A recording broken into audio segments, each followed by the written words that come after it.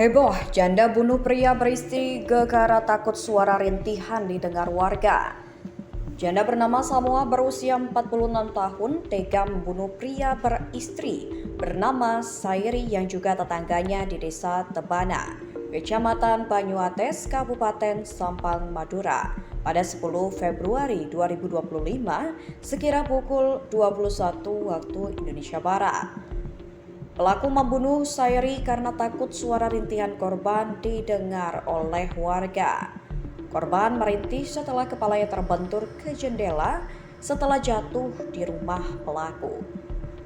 Setelah melakukan pembunuhan, pelaku kemudian membuang jasadnya ke lahan kosong di desa Tebana, Kecamatan Banyuates, Kabupaten Sampang Madura pada 11 Februari 2025 lalu. Polisi pun kemudian menangkap Samuel. Kapolres Sampang AKBP Hartono menyatakan bahwa setelah serangkaian penyelidikan, pelaku berhasil diamankan pada 11 Februari 2025. Hasil penyelidikan pun mengarah kepada pelaku dan ia mengakui perbuatannya. Pelaku ini merupakan seorang janda.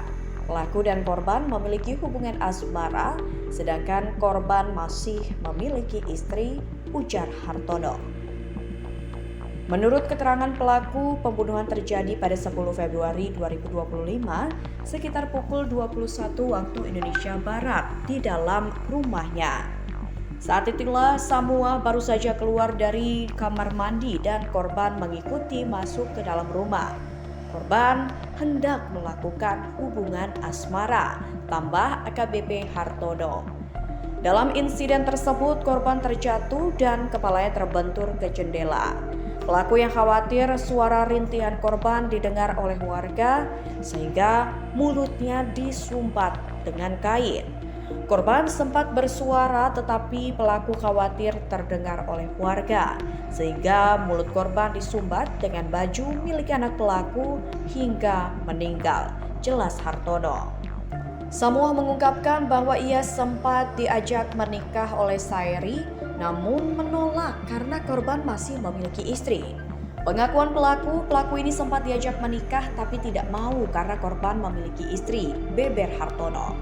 Setelah kejadian, pelaku merasa bingung dan tidak bisa tidur, lalu memutuskan untuk membuat mayat korban di samping rumahnya pada keesokan harinya, 11 Februari 2025 sekitar subuh.